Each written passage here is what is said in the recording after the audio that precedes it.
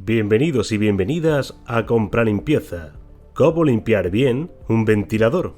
Ahora que estamos en verano, estamos utilizando mucho el ventilador, pero es preciso que sepas que también debes limpiarlo. Como toda máquina lleva su mantenimiento, vamos a ver cómo limpiar un ventilador paso a paso.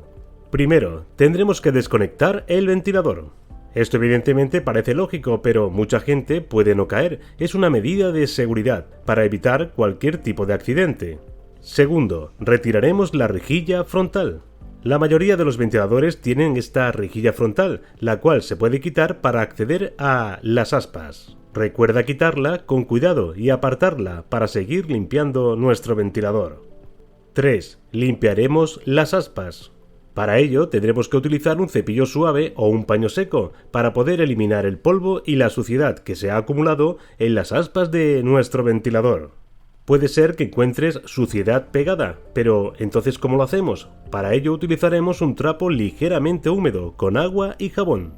Recuerda también secar las aspas bien, como medida de seguridad antes de volver a montar el ventilador. 4. Limpiar la rejilla frontal. Ahora toca lavar la rejilla frontal y lo haremos con agua tibia y jabón suave. Si hay suciedad persistente, utilizaremos un cepillo suave para poder eliminar la suciedad. Luego enjuagaremos bien y secaremos la rejilla antes de volver a colocarla en nuestro ventilador. 5. Limpiar la base y el motor. Para limpiar la base y el motor del ventilador tendremos que utilizar un cepillo suave o en su defecto una aspiradora con un accesorio de cepillo para limpiar correctamente estas piezas. Recuerda que el motor no se puede humedecer por medidas de seguridad, como es lógico.